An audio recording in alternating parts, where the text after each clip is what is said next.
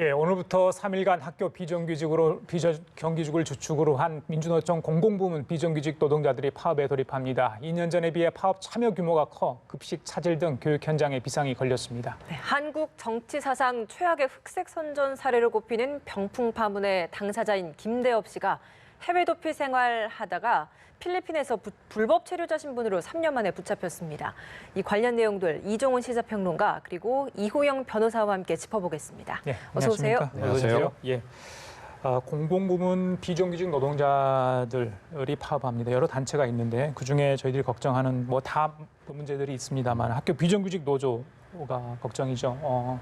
초중고교 급식과 돌봄 학교가 차질을 빚을 수밖에 없는 상황인데 이들 노조가 파업을 할 결의를 한 이유가 있을 것 같아요. 그러니까 처우에 대한 불만이 이제 가장 큰 요인이죠. 그러니까 이분들 요구 사항이 뭐냐 하면 구급 공무원 80% 수준 정도라도 우리 처우 개선을 좀 해달라 이런 겁니다. 그래서 이제 내년 같은 경우에 한 6.24% 정도 급여를 좀 인상해줘야 한다라고 이분들 요구하고 있는 거고요. 그런데 이제 교육 당국으로서는 또 이 재원이 또 엄청나게 많이 들어가기 때문에 1.8% 이상 우리 좀 올려주기 어렵다. 그래서 이 격차가 굉장히 큰 겁니다. 그래서 어제도 그러니까 최종적으로 단판 벌였는데 이게 이제 결렬이 됐고요. 그래서 오늘부터 이제 총파업에 들어가는 근본적인 겁니다. 요소는 차별 해소, 정규직 전환, 이게 더 쟁점이 아닌가 싶어요. 물론 기본급 인상도 있지만. 그러니까 정규직으로 당장 이분들은 우리를 채용해 달라 이건 아닙니다. 저희들이 미처 다투지는 못했습니다만은요. 이인용 원내대표의 그 원고에는 노동계들에 대한 얘기도 있습니다. 오늘 파업에 돌입했던 소방관, 집별 요양보호사 등 국민에게 봉사하는 일자리다. 그래서 공공 일자리다. 이 부분을 이야기하면서 그분들과 함께 갈 수 있는 부분도 같이 언급을 했는데 노동계가 지금 겪고 있는 이런 진통들 구조적으로 그러니까 아까 말씀드렸던 어떤 차별 해소랄지 정규직 전환일지 구조적으로 갖고 있는 문제가 있는 것 같아요. 예. 근데 이제 제가 보기에는 이게 이제 약간 과잉 기대의 그 역효과도 좀 상당히 있는 것 같습니다. 이게 뭐냐면 그러니까 문재인 대통령이 이미 이제 공약한 사항들이 상당히 많이 있잖아요. 그러니까 비정규직을 정규직화하겠다. 공공부문 중심으로 해서 그런 약속도 했었고 또 최저임금 2020년에 10,000원 선 이거 약속한 것도 있고 이제 그런 것들이 좀 있다 보니 그러니까 이 노동계가 상당히 문재인 정부에서 기대를 많이 하고 있다는 거예요. 그런데 지금 상황이 돌아가는 걸 보니 이미 이제 이른바 속도 조절론이 나오면서 그러니까 기대에 미치지 못하고 있는 상황이 이제 벌어진 건데요. 이런 상황이 되니까 각 분야에 계신 근로자들, 노동자들 입장에서는 불안감이 좀 가중되는 거죠.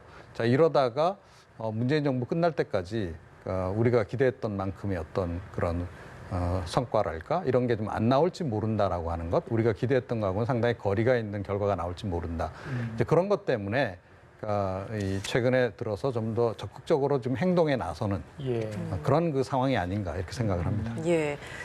어찌 됐든 이번에 굉장히 대규모로 파업에 들어가게 됩니다. 때문에 거기에 있어서 각급의 학교들도 대책을 좀 마련하고 있을 것 같거든요. 어느 정도의 좀 대책을 좀 준비를 하고 있습니까? 네, 지금 학교에서는 지금 보면은 그 학교에 특히 지금 급식소에 이제 급식을 담당하는 그런 공무직 노조들도 지금 파업을 하고 있기 때문에 이제 아이들의 지금 급식이 중단될 위기에 놓이니까 이것에 대해서 지금 전국에 4,600개 학교 정도가 이제 급식이 중단될 상황에서 3,630 교 정도는 대체 급식을 지금 하겠다라고 지금 이렇게 대책을 밝히고 있고 또 학교는 이 상황에 따라서 이제 대체 급식이나 또는 아예 대체 급식이 불가능한 경우에는 단축 수업이나 아니면 도시락을 지참하도록 이렇게 학부모들에게 공지를 한다든지 이런 좀 대책을 마련하고 있습니다. 교육 당국도 각급 학교에서 상황별로 지금 대책 마련을 하고 있는데 그래서 일단 3일간입니다.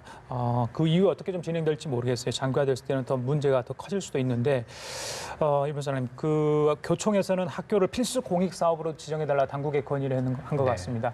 필수 공익 사업장으로 지정되면 이 쟁의 행위를 하는 데서 지금 제한이 있는 것 같아요. 네, 말씀하신 것처럼 이제 필수 공익 사업이라는 것은 이제 우리나라의 그 노동조합 및 노동관계 조정법에 이제 규정이 되어 있는데요. 이렇게 필수 공익 사업이라고 이제 지정이 돼버리면 예. 노동자들의 쟁의 행위가 이제 금지가 됩니다.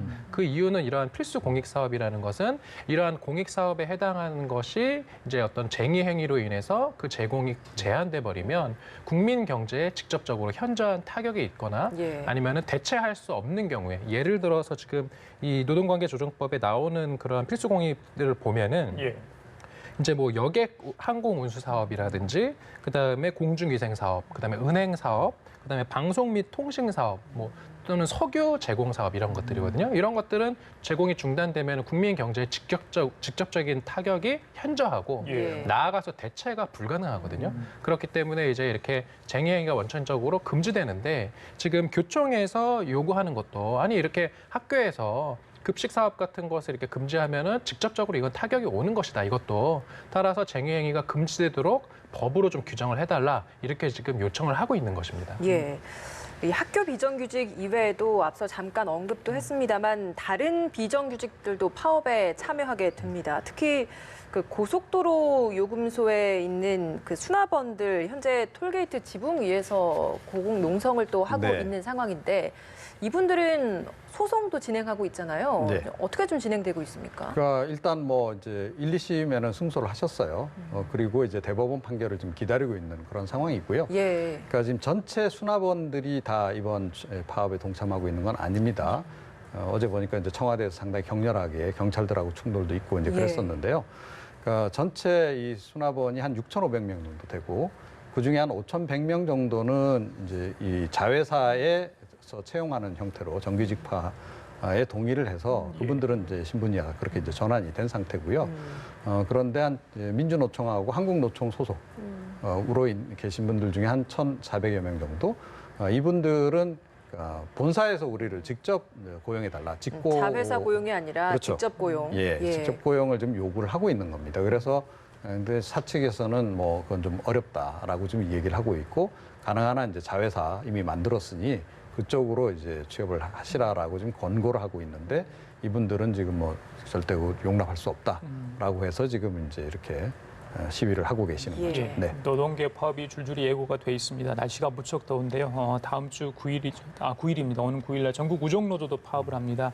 이 우체국 업무에 비해서 인력이 많이 부족한 상황이라고 이렇게 노조 쪽에 주장을 하는 것 같아요. 올해 들어서 과로사로 돌아가신 분도 괜히 있다 이런 얘기를 하고 있는데 사측과 또 노조 측 입장은 서로 상반돼 있는 것 같습니다. 예, 그러니까 이제 이분들 같은 경우에는 이제 업무 과중이 문제인 거죠. 예, 그러니까 거의 뭐 토요일까지, 그러니까 주 6일 근무를 하고 주 52시간제는 실제로 보장이 거의 지금 되고 있지 않고, 자 그러다 보니까 이제 과로사 인력이 이제 계속 이제 발생을 하는 거죠. 자 이제 이렇다 보니 이제 이 부분을 좀 해결을 해달라라고 얘기를 하는 겁니다. 자 그런데 이제 우정사업본부 입장에서는 안 그래도 지금 이제 우편 업무 관련해서 이제 수요가 많이 줄고 있고 요즘 사실 뭐 이렇게 편지 쓰는 경우가 많이 줄어들었잖아요. 그리고 이제 어찌 됐건 뭐 이렇게 경영 상황이 그렇게 썩 좋지가 않기 때문에 그걸 다 들어줄 수가 없다. 그러니까 이분들 요구를 들어주려면 이분들이 지금 실제로 요청하고 있는 것이 뭐냐면 2,000명 정도 더 고용을 해라. 그래서 우리도 토요일도 좀 쉴 수 있게 주 5일제 보장을 해달라라고 얘기를 하는 겁니다. 그러니까 뭐 통상 다른 데의 그 노동 기준하고 이제 비교해 볼 때 사실은 이분들은 합리적인 요구를 지금 하고 있는 거예요. 자, 그런데 다만 이제 문제는 우정사업본부의 재정 상태가 썩 좋지 않다 보니 그 요구를 좀 수용을 못 하고 있는 그것이 지금 이제 문제인데요.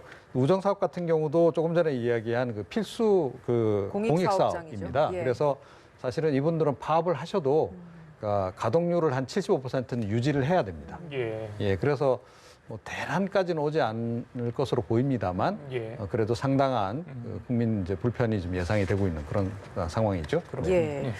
사실 앞서 좀 언급해 주신 것처럼 그 필수 공익 사업장이다 보니까 어느 정도 필요한 인력들은 배치된 상태에서 파업이 진행될 겁니다. 하지만 사상 처음으로 이렇게 파업을 하는 것이다 보니까 우체국 택배나 이런 것들을 많이 이용을 하는 상황이라서 피해 좀 불가피할 것 같기는 한데 이런 상황에서 그렇다면 이게 실제 이제 파업의 성과가 날 수 있을 거라고 보시는지 좀 어떻게 전망하십니까?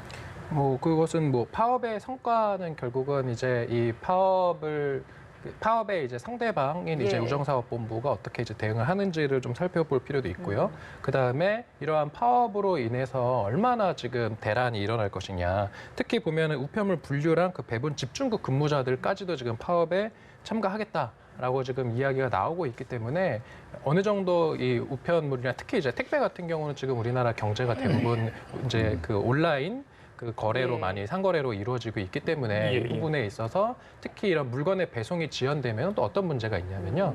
이 이제 손해배상 문제가 있습니다. 예. 그 제때에 배송되지 못하는 경우에 그 어떤 용역의 업무의 그 목적을 달성할 수 없는 경우가 있거든요. 반드시 며칠까지 꼭 제공이 돼야지 되는 경우. 예. 이런 경우에 중간에 만약에 이게 배송이 제때 되지 못해서 큰 어떤 경제적인 손해가 발생했을 때 이 책임을 또 이제 져야 되는 문제가 발생을 하거든요. 이런 어떤 직간접적인 경제적인 손실이 있기 때문에 이 부분에 대해서 좀 면밀히 살필 필요가 있을 것 같습니다. 예, 알겠습니다. 서로 입장차를 좀 줄일 수 있는 그런 뭐 시간이 좀 마련이 좀 필요해 보입니다. 다른 얘기 좀 하겠습니다. 장영자 씨 얘기입니다.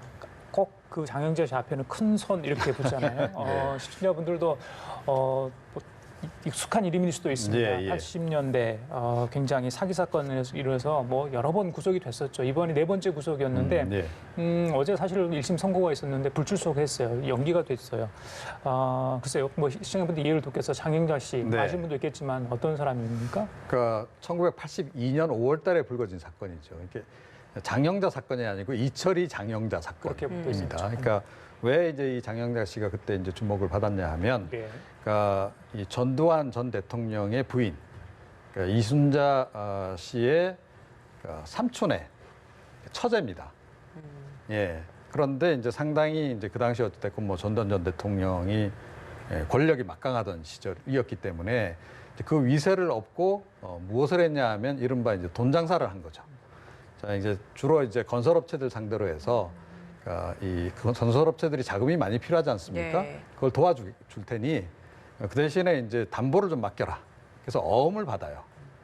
그래서 어음을 그런데 좀 과도하게 받죠. 2배 내지 9배로 받아서 그렇게 받은 거는 어찌됐건 담보기 때문에 유통을 시키면 안 되는 겁니다.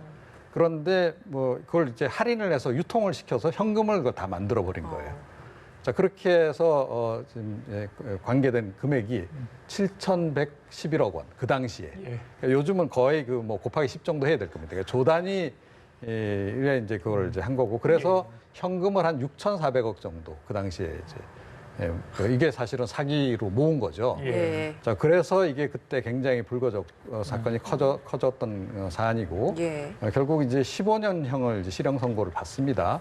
자, 그런데 이게 나중에 또 감형이 되고 그래갖고 10년형만 실제로 살았는데, 예. 그러면 그렇게 큰 사건을 일으키고 나서 이후에 좀 조용히 사셨으면 좋겠는데, 그 이후에도 자잘한 지금 사기 사건을 계속 벌여서 지금 이제 이번 같은 경우에 4번째 사기 사건이 돼버린 거죠. 네. 사실 뭐 짜잘하다라고 표현을 해주셨습니다만 워낙 처음께 금액이 어마어마하게 커서 그렇지 그 뒤에 있는 다른 사건들도 금액들이 다 100억대가 넘어가더라고요. 네. 이번에 4번째로 구속 기소돼서 재판에 넘겨진 이건 어떤 사건 때문에 이렇게 또 재판을 받게 된 겁니까? 네, 이게 결국은 이제 사기 사건인데요. 사기라고 하는 것은 기본적으로 피해자를 기망하여 속여서 이 어떤 그 행위에 속은 피해자로 하여금 금전적인 이익 또는 재물을 편취하는 것을 사기라고 예. 하지 않습니까? 이거 같은 경우는 이제 또 장영자 씨가 이제 돈을 일종의 투자를 받는 과정에서 또 거짓말이 있었다라는 거예요, 결국은. 그 내용은 뭐냐면은 이제 남편 명의의 재산으로 불교 재단을 만들어야 된다. 근데 이렇게 재단을 설립을 하려면은 이제 재단에 납입을 해야 되는 돈이 필요한데 그것을 빌려주면은 나중에 이제 자기가 불려서 돈을 갚아주겠다라는 얘기가 하나 있었고요. 그 다음에 남편 명의의 이제 삼성전자 주식이 담보로 묶여 있는데 이 주식만 좀 다시 현금화하면 또 돈을 불려서 돌려주겠다. 이렇게 이야기를 해서 이제 1억 원을 빌려주면은 3배로 갚아서 주겠다라고 했는데 그게 결과적으로는 사실이 아니었던 거죠. 예. 그래서 이제 사기죄로 이제 기소가 되었던 그런 사건입니다. 예. 예전에 비해서는 큰 손에 비해서 요즘 작은 손이 된 거죠. 예. 그런데 지금 뭐 보면 우리가 흔히 이런 얘기 많이 하잖아요. 3살 버릇 뭐 8 간다. 그런데 이게 실제로 살아가면서 참 버릇 고치는 분들도 많은데 이분은 끝까지 자기 버릇을 못 고치시는 거 아닌가 굉장히 장영자 안타깝습니다. 씨는 예. 어지간하면 다 아실 텐데 이 사기 피해자들 또 어떻게 또 이렇게 솔깃하게 속이는지 참 그러니까 그것도 그게 기술이죠. 예. 그러니까 이제 조금 전에도 설명하셨다시피 재단을 만들어야 됐다. 자기 남편이 이미 이제 그 돌아가셨거든요. 자, 그런데 그 남편 명의로 재단을 만들어야 되겠는데 그 남편 이름으로 삼성전자 주식이 있다. 요즘 가장 잘 나가는 또 주식이 삼성전자 주식 아니겠습니까? 자, 그런데 그게 지금 묶여 있고 내가 그걸 상속받아서 이렇게 하려면 절차가 필요하니 잠깐 돈 돌려달라라고 얘기를 한 겁니다. 자, 그러니까 굉장히 솔깃한 거죠. 예. 예, 그래서 이분들 그런 쪽으로 또 좀 타고나신 게 아닌가 싶기도 해요. 알겠습니다. 그 1심 선고가 불출석에서 연기가 됐잖아요. 벌써 두 번째고 하는데 이 피고인이 그렇게 할 수 있는 겁니까? 이게? 뭐 횟수를 원칙적으로 이렇게 뭐 제한하고 이런 건 없는데 예. 이제 이 불출석이라는 것은 피고인이 이제 피치 못한 사정으로 인해서 이제 출석할 수 없는 경우에 사전에 재판부에 자기가 이러이러한 사유 때문에 몇 월 며칠 몇 시에 지금 그 공판기일 내지는 선고기일 지정돼 있는데 못 간다라고 양해를 구해서 이제 통지를 하는 건데요. 이렇게 이제 해서 재판부에서 보통 뭐 한두 번 정도는 봐줍니다. 그렇게 해서 뭐 예를 들어 신병상의 문제가 있다든지 아니면 뭐 급한 해외 출장이 잡혔다든지 이런 것들은 받아주긴 하는데 지금 장영자 씨 같은 경우는 이게 이제 하루 전날 이렇게 재판부에 제출을 하면은 재판부에서 사실 되게 기분 나빠하거든요. 네. 보통 전날에 이렇게 갑자기 사유가 생기는 일은 없기 때문에 그래서 아마도 이게 계속 반복되면은 예. 이제 구인장을 발부한다든지 뭐 구속도 될 수 있는 그런 상황으로 보입니다. 추후에 이제 선고 형량에도 영향을 주는 부분도 있나요? 이게 뭐 그 불출석 때문에 이제 선고형의 어떤 양형으로 직접 이제 이게 반영이 되지는 않을 것 같고요. 예. 다만 이제 선고를 할 때 이제 이것을 집행유예를 예를 들어서 만약에 줄 수 있는 그런 사건이라고 한다면 이제 자꾸 이렇게 불출석을 한다거나 그런 경우는 법원에서 집행유예를 주지는 않겠죠. 예. 그런 어떤 이제 그 처벌의 어떤 양형에 보다라는 처벌의 그런 방식에 있어서 조금은 안 좋게 작용할 여지는 충분해 보입니다. 예. 자, 이번에는 지난달 30일 필리핀에서 붙잡힌 김대업 씨 이야기 좀 하겠습니다. 김대업 씨, 2002년 대선 당시 이회창 후보 병풍 사건 의혹으로 네. 해서 굉장히 유명해진 분 아니겠습니까? 뭐 그걸로 인해서 구속도 되기도 했고요. 네, 네. 자, 김대업 씨도 좀 우리 저희 알고 갈 필요가 있을 것 같아요. 예. 그 사건도 이제 2011년, 그러니까 2011년이죠.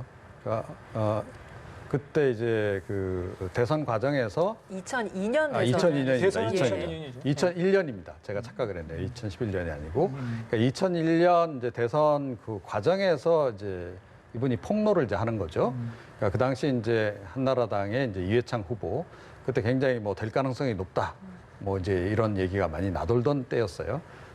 이 이제 두 아들이 있는데 두 아들의 그 병적 기록이 다 조작이 된 거다. 그래서 이제 이른바 이제 병역 특혜를 받았다라는 사실을 이제 폭로를 합니다. 그래서 그것이 이제 상당히 그 선거 판세를 많이 흔들었어요. 그래서 노무현 전 대통령이 당선되는데 그 변수만은 아니었겠으나 그것도 상당히 좀 기여를 했다라고 좀 이제 이렇게 평가가 나오고 있고 사실은 그 지금 민주당 쪽에서는 그래서 이분을 한때 상당히 의인으로 또 대우를 하기도 하고 그랬었어요. 그런데 알고 봤더니 그게 다 이제 거짓말이었던 거죠. 그리고 이분이 사실은 이 폭로하기 전에 이미 그 사기 전과 오범이었습니다. 그런데 그 이후에도 계속 지금 사기 사건에 연루가 돼서 이분 같은 경우에는 제가 알기로는 지금 현재 이번 가장 최근에 걸린 것까지 포함하면 10번 정도 사기 사건에 연루가 된 그런 인물입니다. 그럼 이번에는 어떤 사건으로 붙잡히게 된 겁니까? 네, 그러니까 이번 같은 경우도 이제 그 사기 사건인데 2016년에 있었던 그러니까 그 CCTV를 이제 설치하는 것, 교체하는 것, 그 사업을 따게 해주겠다 사업권을. 자 이렇게 해가지고 그런데 이제 그 하려면 돈이 좀 이제 필요하니까 그 돈을 좀 이제 당신이 좀 부담을 해라 하면 이제 사업하는 사람들 욕심 때문에 보통 이렇게 좀 주잖아요. 이제 그렇게 해서 이게 이제 근데 근본적으로 이게 사실은 불가능한 이제 사건이었 성사되는 사업이었는데 그거를 이제 사기를 친 그런 사건입니다. 그 2016년에 시한부 기소 중지 처분이 내려졌어요. 그런데 그해 4개월 뒤 이제 필리핀으로 출국을 했는데 검찰이 출국 금지를 하지 않았더라고요. 네. 그것도 좀 의아하고요. 네. 왜 그랬을까? 당시만 해도 의아한 생각이 드는데. 네. 또 이게 이제 결과적으로 이제 수사를 받던 피의자가 지금 김대엽 씨 같은 경우도 이제 시한부 기소 중지 처분 이후에 이렇게 출국을 하는데 예. 이게 이제 형사 사건 해보다 보면 답답한 경우가 좀 있습니다. 뭐냐면은 특히 이제 어떤 사기 사건이나 지금 이것도 이제 김대엽 씨도 사기 사건인데 예. 이런 사기 사건으로 이제 고소를 하면 이게 필요적으로 출국 금지를 하질 않거든요. 보통은 그냥 수사를 하고 이제 출국 금지를 하는 것도 대부분 피해자 측에서 지금 피해자가 도망할 우려가 있으니 좀 출국 금지를 해달라라는 요청을 하게 되면은 그제서야 이제 한번 검토해보겠다라고 하고 이렇게 뒤늦게 요청을 한다든지 그런 경우가 많아서 아마 이 경우도 그 수사기관에서 곧바로 좀 출국 금지를 하지 않았던 그런 케이스로 보입니다. 근데 사실 주로 범죄인들이 해외를 도피했다라고 하면 보통 필리핀에서 많이 체포되더라고요. 네. 필리핀으로 주로 많이 도피를 하는 이유가 있습니까? 아마 가장 큰 이유는 그 한국과 필리핀 사이에 주 그 운항하는 항공 편수가 엄청나게 많습니다. 보통 멀리 미주나 이런 데는 주 몇 회밖에 안 되는데 필리핀 같은 경우는 뭐 180회 이상 이렇게 항공편이 자주 있고요. 그 다음에 매년 그 출입국하는 한국인의 수도 어마어마하게 많고 또 필리핀 같은 경우는 이제 그 무비자로 3개월까지 체류하고 실제로 그 필리핀 내부로 들어가게 되면 한 1년 가까이도 체류하는 것이 뭐 문제가 없다. 또 무엇보다도 필리핀은 치안이 되게 불안정하고 그다음에 공무원들한테는 부패나 이런 것들이 많아서 여권의 위조라든지 그다음에 공무원 매수 이런 것들도 되게 많다는 거예요. 그러니까 범죄를 저지르는 사람들이 주로 필리핀으로 가기도 쉽고 체류하기도 용이하고 한인들도 많고 이러기 때문에 여기를 좀 선호하는 것이 아닌가 싶습니다. 예, 현재 파견된 우리 경찰관이 굉장히 노력을 많이 한 것 같아요. 근데 그 붙잡힌 장소가 이 한국인들이 많이 사는 그런 거주지 쪽에서 잡혔다고 하는데 예. 그것도 좀 불법 체류자 상태였다고 그렇죠. 네, 말로가 근데 좋지 이제 않습니다. 제보가 이제 있었다 그러죠. 예. 그래서 이제 경찰이 제보를 이제 듣고 이제 가서 직접 이제 확인을 한 건데 당신 김대엽 맞느냐. 근데 선선히 좀 응했다 그래요. 그러니까 이제 아마 본인도 도피 생활에 상당히 좀 지치지 않았나. 그러니까 네. 사진 보셔서 예, 아시겠 지금 나오죠. 그런- 휠체어를 예, 타고 있었다고 그렇습니다. 그랬습니다. 그래서 굉장히 초췌한 모습이에요. 그러니까 제가 보기에는 좀 나이 대비해서 상당히 지금 건강에 안 좋은 거 아닌가 이런 생각을 좀 하게 되는데 예. 그러니까 이 필리핀이란 곳이 보니까 이 범죄자들이 많이 좀 가고 또 그러다 보니까 범죄자들끼리 서로 또 뭐 이렇게 그 살인 사건도 좀 있어갖고 한국인들끼리 살인 사건도 그래서 종종 화제가 되기도 하고 예. 그런 그 상황이죠. 네. 그럼 김대엽 씨 이제 다시 한국으로 소환될 텐데 그럼 다시 수사가 재개되는 건지 어떻게 진행되는 네, 겁니까? 당연히 이제 수사가 재개돼야죠. 왜냐하면 수사를 받다가 도주를 했었던 거기 때문에 이제 다시 국내로 이렇게 송환이 되면 마저 이제 다 하지 못했던 수사는 계속 진행이 되는 그런 상황인 것이 맞습니다. 예. 그때 했던 그 집행유예 3년인데 네. 그 고처분까지 같이 냈는데 그게 다 소멸돼 버리는 거죠. 그렇죠. 이게 이제 보면은 그 출국하기 전에 지금 봤던 그 수사와 별개로 지금 게임 산업진흥법 위반 그 방조 혐의로 이제 징역 1년 2개월에 집행유예 3년 3년이었죠. 형을 선고받고 있었던 건 별건인데 예. 그 별건 사건 같은 경우도 징역 1년 2개월에 집행유예 3년이라는 거는 1년 2개월을 징역을 살려야 되지만 3년간 유예해주겠다. 3년간 지켜보겠다라는 건데 지금 그 사이에 해외로 도주를 했었던 것이기 때문에 네. 법원에서는 이렇게 집행유예해주었던 부분을 취소할 수 있습니다. 아. 그러면 취소를 하게 되면 이제 1년 2개월형을 집행을 할 수 있는 상황이 된 거죠. 그래서 그래. 이제 1년 2개월 살면서 또 이 수사도 받아야 되는 그런 상황입니다. 알겠습니다. 뭐 송환까지 뭐 2, 3개월이 걸린다고 하니까요. 좀 지켜보도록 하죠. 지금까지 이종훈 시사평론가 이호영 변호사 두 분과 함께 얘기 나눠봤습니다. 말씀 잘 들었습니다. 감사합니다.